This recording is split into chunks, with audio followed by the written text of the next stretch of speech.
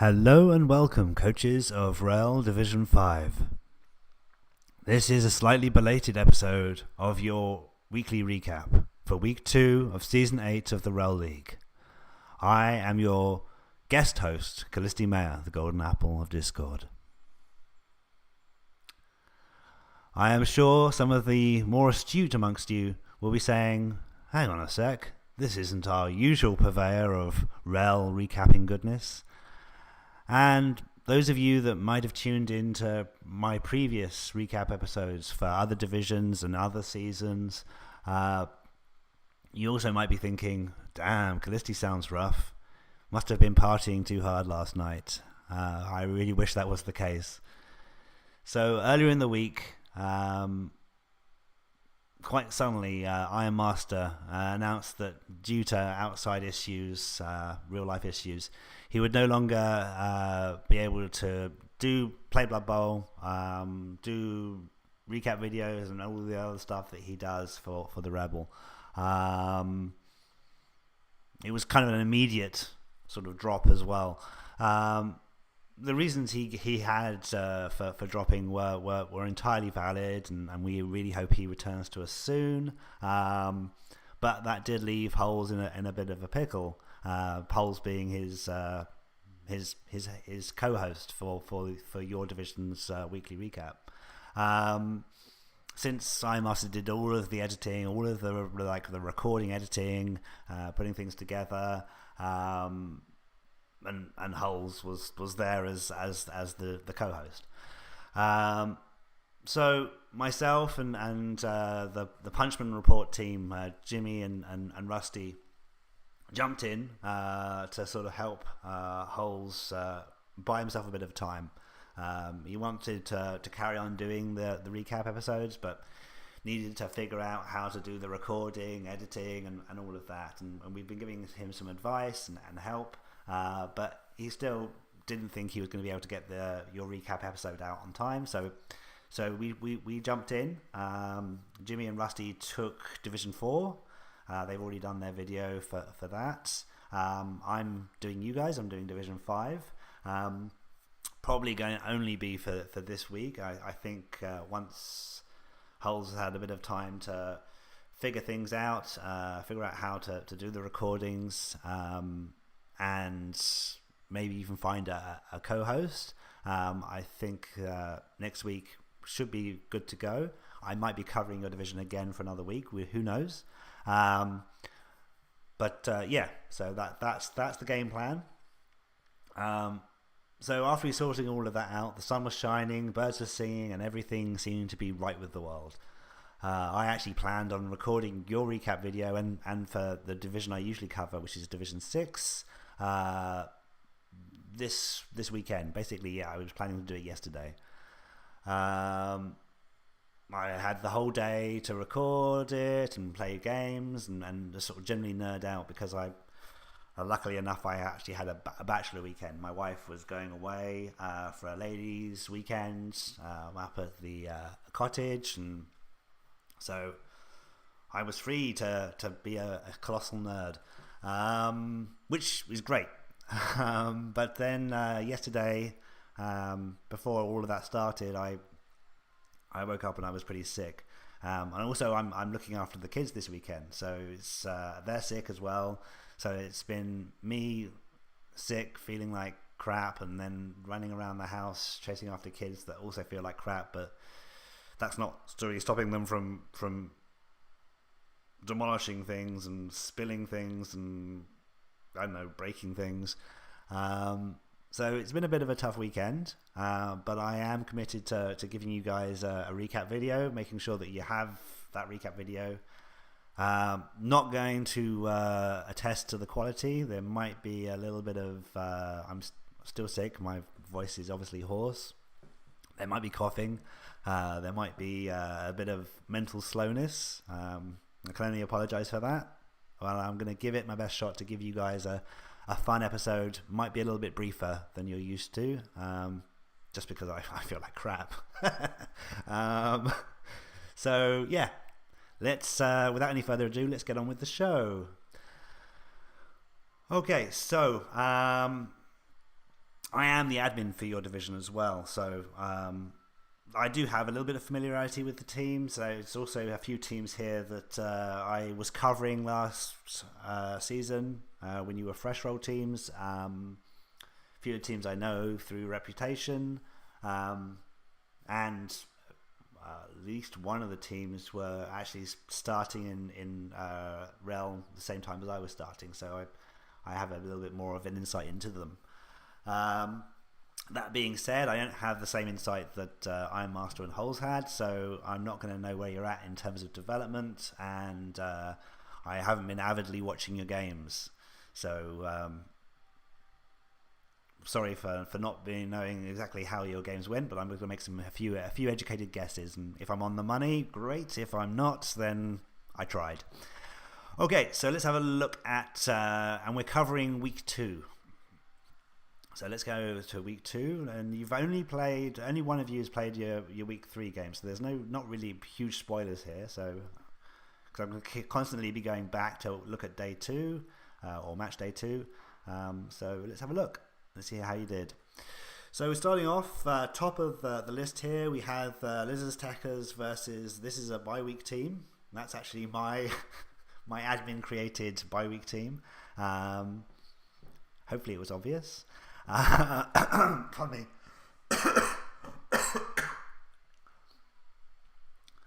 Sorry. So hopefully it was obvious.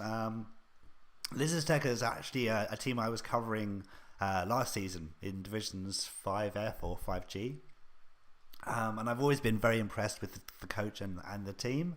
I seem to remember that they started a little bit later, not by much, but a little bit later than the rest of the division. Or it might have been another Lizardman team I'm thinking of, but anyway, whether they started a little bit later or not, I've always been very impressed with Lizards Attackers. I think they did pretty well last season. Ended up coming in like 4th or 5th, and just behind the sort of division champs. And yeah, I've always been sort of very impressed with this team. So bye week, it might have been a challenge, but Blagrag saw it through and got the win. I would have been surprised had he not. So now moving on, we had Fear and Bloating versus the Rough and Tumble Gang. That was a 2-1 win for the Rough and Tumble Gang. I believe the Rough and Tumble Gang is covered by, by Purple Saber, who is an admin with ReBBL. And I have been hearing good things, or seeing good things, when I do admin results for this team. So not overly surprised that they got the 2-1 win, but let's have a quick look at the match breakdown. So we had the Rough and Tumble Gang got the lion's share of the ball possession, although it was relatively even, and that's never an indicator of who won the game. I've seen, and I myself have pulled off many a game where I had like 18% ball possession, but I still managed to win the game. I'm Rats. I'm a Rat coach. I'm a Skaven coach or a Pro Elf coach. So having very little ball possession but still managing to draw or win games, it's quite usual. But yeah, Rough and Tumble Gang had the lion's share, albeit slightly, of the ball possession. They managed to sneak out a pass and a successful catch. Relatively even pegging on the blocking war. Fear and Bloating, Nurgle team, Rough and Tumble Gang. I'm pretty sure they're a Chaos team.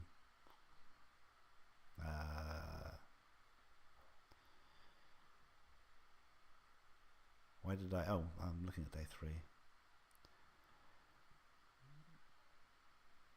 Oh no, Rough and Tumble Gang is an Orc team.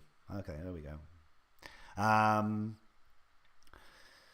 So 2 bash heavy teams, and it was relatively even in the blocking war. The Rough and Tumble Gang, the Orc team, came out slightly ahead on the injuries and casualties. They managed to inflict a kill. They got 1 more injury than Fear and Bloating, and they got 4 more KOs. This is one of those issues with being a a first, like a fresh and even second season or third season Nurgle team is that Nurgle takes time to develop and become that unstoppable behemoth of death and destruction and just sheer crappiness. And I have done pretty well with Nurgle myself, so I think I'm allowed to say that they are a slow moving team. Once they get up there in TV and they start getting the player progression that they need, they can become unbelievably good and unbelievably scary. But earlier on, and even now into their second season, I can still quite easily see an Orc team, and the coaching skill level is an even match. I can still see an Orc team sort of doing well before the Nurgle team develops a slew of Claw and a Mighty Blow and Pom pieces. Okay, moving on. We had These Violent Delights losing 2-0 to the Cogs of War. The Cogs of War, dwarf team, I am not so familiar with them. They're doing well. They obviously won this game 2-0. These Violent Delights are Amazon team, and I, again, was covering them last season. They did well last season, but this is Amazon versus Dwarves. I'm sure you all know by now. I'm not going to go into long details, but Amazon versus Dwarves, it's never a fair matchup. Pound for pound, if you just throw coaching skill and the dice out of the window, the Dwarves are going to win 7 days a week, 365. I have seen Amazons win games against Dwarves, but the dice are really stacked. The cards are really stacked in the Dwarves' favour. So I'm sure that was a good game for both coaches. Probably quite frustrating though for the Amazon team, but they should have known it was coming. As soon as they saw a Dwarf team on the schedule, they're going to be like, okay, that one's going to be a loss. If it's a win or a draw, I'm going to be super happy, but just going to planning ahead, predicting how my season's going to go, I'm going to chalk that one down as a loss and forget about it. There's not much you can do. Flyboys versus Nightmare on Elf Street. Now, Nightmare on Elf Street's coached by Sunhawk. It's the Dark Elf team, and it's the team that I was referring to when I said that there's a team here that started the same time as I did, which is the start of season 6. So this is their third season. When they were making a debut, I was in Division 7, they were in Division 6, and at that time we didn't have the lettered divisions. So Divisions 5, 6 and 7 I think were all fresh roll divisions. It just depended on which division you put in. It was dependent on whether or not you'd done any Greenhorn and how well you'd done in it. When I started in Season 6, I was in Division 7, and that's because I hadn't played a single Greenhorn game. I didn't even realise they did that. I probably should have read the rules a little bit more closely. Anyway, Nightmare on Elf Street was put into Division 6, which I think, again, was fresh roll, and they did well that first season. I don't think they won their division or finished top, but I think they did. I kept on looking at the match reports and just looking at the various new divisions and seeing that Nightmare on Elf Street were posting sort of good wins here and there. So definitely a good team, definitely a competent coach, and they won this one 3-2. Flyboys is a human team, I believe. Yep, there we go. And let's have a look at the stats. Even ball possession, 43% apiece. The Dark Elf team just went crazy on passing, so they probably got a nice amount of SPP there. Even if they hadn't won, they'd still be pretty happy with that. So 5 good passes for them, 2 good passes for the Flyboys. The human team, the Flyboys, they basically muscled their way into winning the blocking war. But they could only come up with KOs. Nightmare on Elf Street could only come with KOs too, but this is just a classic case of elves being elves and managing to you're not going to win if you're a human team and you're trying to do a score off with any kind of elf team. It's probably going to not end well for you. So yeah, I think this was a match that was played to the Dark Elves' strengths, and they capitalized and managed to win it. Yeah, good game. Looks like a good game. Then we had let's have a look. Rebellious Scions versus It's Always Shady in Sylvania. Now this is the It's Always Shady in Sylvania team I'm kind of familiar with. Necro team. Rebellious Scions not so familiar with. And it was a 1-1 draw. It's a Dark Elf team. And what did we have? Well, okay, so the Necro team had the better ball possession. They had equal number of passes. The Necro team won the blocking war. They also won the sort of Kaz removal injury war. I think they basically got in control of this game, and just once they were in control, they were able to sort of direct the game towards their strengths, and they sort of generally overcame. They were sort of winning in most categories, but I don't think it was like a slaughter. But definitely they were able to get themselves in control of the game and win it out. And then we had Ogrenized Crime, or Organized Ogrenized Crime, and Khorne's Glory. Organized Crime it's Spicosaurus, so that's another admin, and I think Spicosaurus jumped into this division with his ogre team to help fill a hole. He was planning on rolling something else, so I think he's got a valid position in this division, but I think I seem to remember him being a pretty top bloke and jumping into this division just to make sure that you didn't have any holes, or as many holes in the division. I think he was actually planning on rolling something else, so good on him. But let's have a look see how he did. So yeah, he fell 2-0 to Khorne's Glory, which I am imagining, I'm not familiar with the team, but I'm imagining that this is going to be a Chaos team. If it's not, it's very misleading. So it's a nice 1650 Chaos team versus a 1310 Ogre team. Little bit of a mismatch.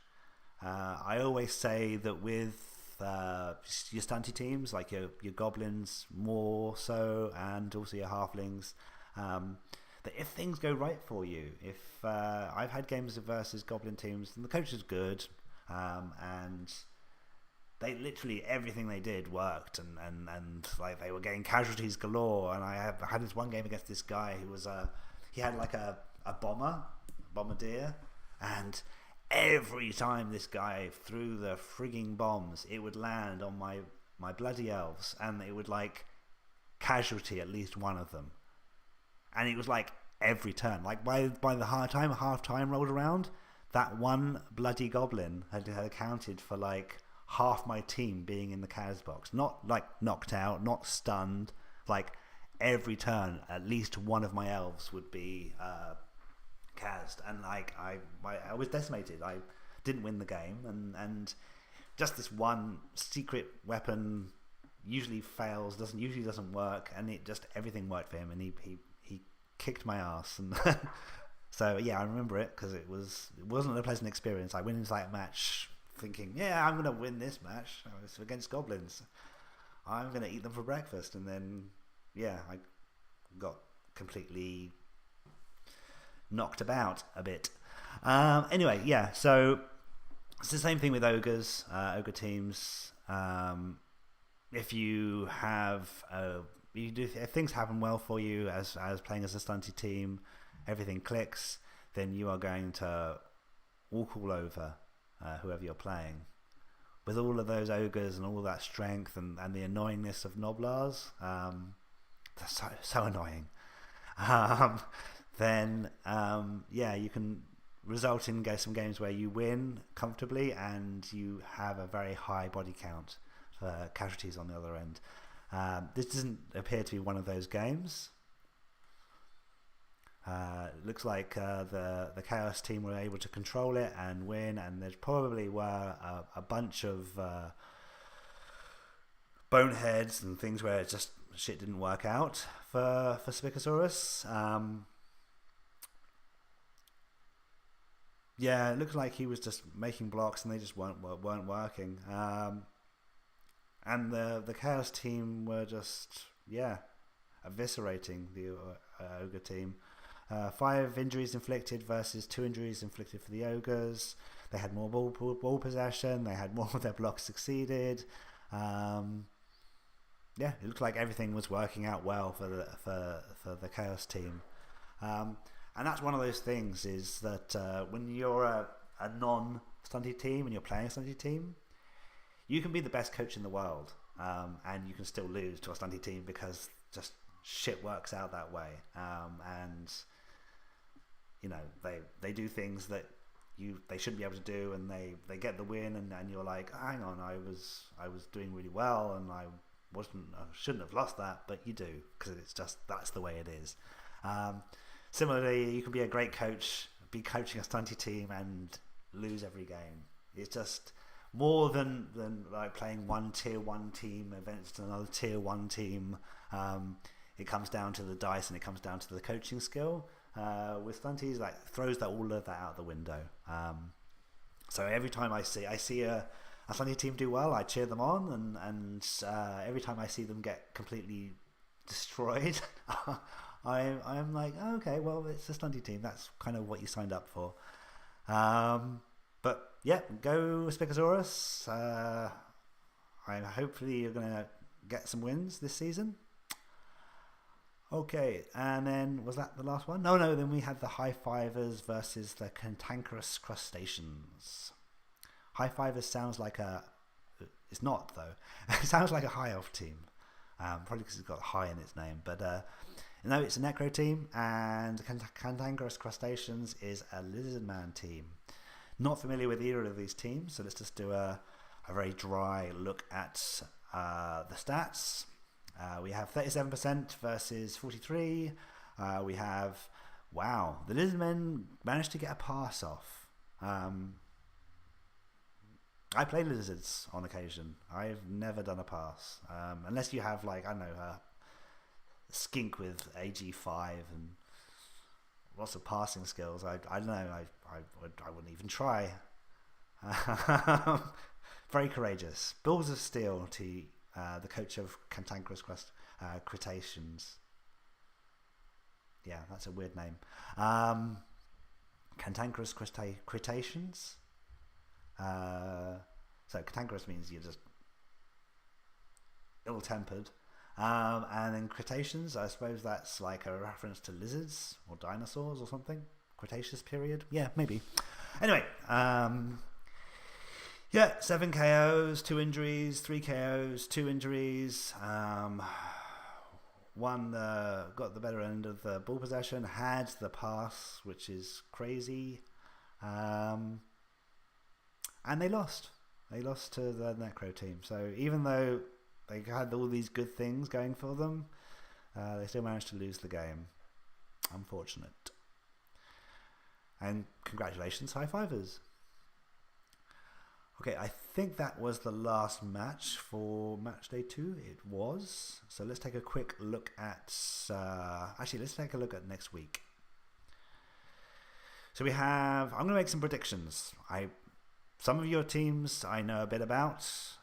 Some of them I know absolutely nothing about. I might not even be here next week to see whether or not my predictions came true. But I'm going to be adminning a game, so I will know whether my predictions came true or not. And then if I'm not even speaking to you next week, I'll have a personal sense of pride or shame because I did not get it right. Okay, so let's have a look. The Lizards Techers versus these Violent Delights. Lizards versus Amazons. I think both coaches are good coaches. I covered both teams last season. I thought they both did great. Of the two teams, I'm actually more keen on the Lizards Techers, but that's not a comment on their skill. I think they're both great coaches and both great teams. I think this one's going to come down to how much tackle the Lizards Techers have. If it's none, then I got a feeling they're going to get a result they don't like. Let's have a look.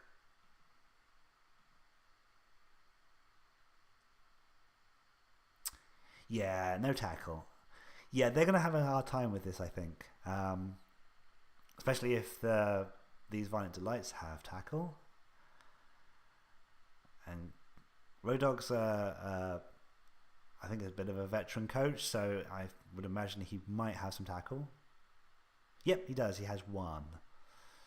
So this linewoman is going to be putting in some work, I think, this game. And this is actually a really nice team. I remember Don't Call Me Billy from last season. She's out for this next match. Does she have an injury? No, just a mixed next game are good. I remember following this one player last season, and Road Dogg's been doing good things with it. And then we've got this really good thrower as well. Interestingly enough, the skills taken basically means that Ford and Bernard are just as good as each other at throwing. But Bernard is going to be better at getting herself out of trouble. So, because you got those dodge rolls and what have you, which agility 4 rather than agility 3 with dodge. Yeah, it's quite a nice piece. Looking at the rest of the team, is developing well. I'm going to give this one to this match day 3. I'm going to give it to these Violent Delights. I would love it for it to be the Lizards Techers day, but I've just got a feeling they're not going to have the goods to deal with those ladies. We have the Flyboys versus Fear and Bloating.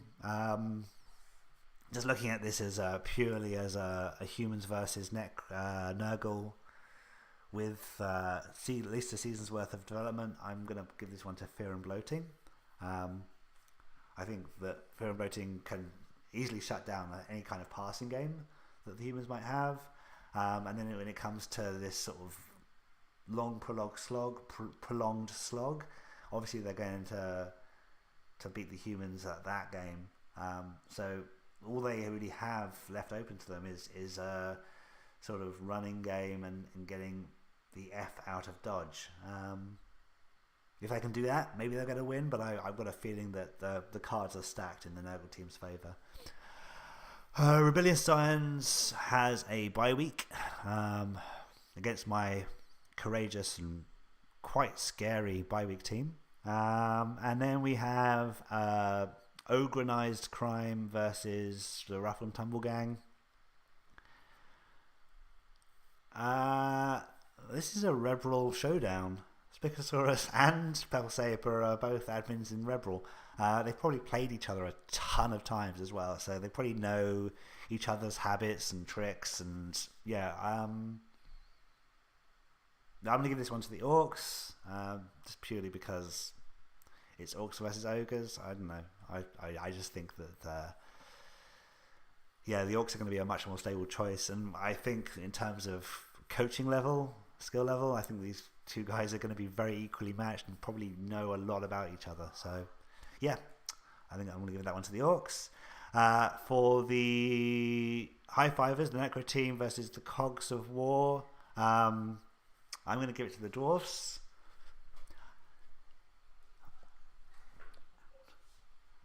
And then Cantankerous Crustaceans versus the Dark Elf team. That one's obviously been played. The Dark Elf team won. And then we have Corn's Glory versus It's Always Shady in Sylvania. I'm going to give this one to the Necro team. I've been seeing good things about the Necro team, so I'm going to give it to them.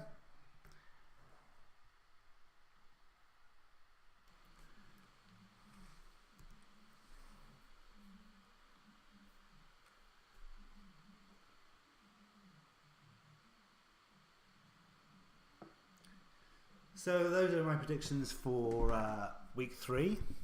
Now let's take a quick look at the leaderboard.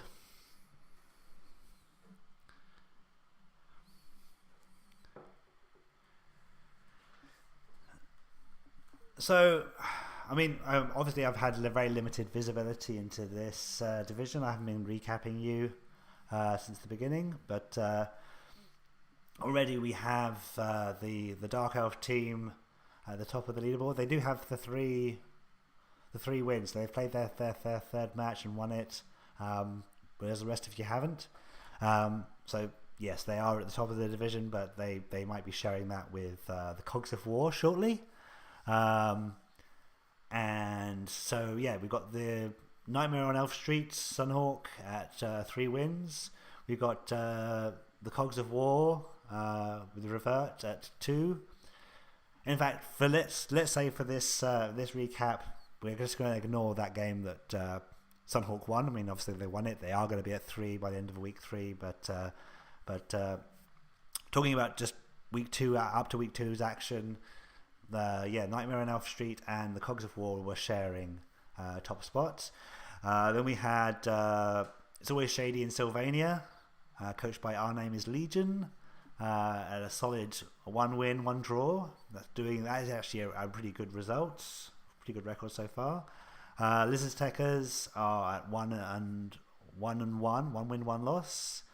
Cantankerous Crustaceans, the other Lizardman team, coached by Basunda, at 1 win, 2 losses. So again, played their third week's game already. That's both coaches that have played their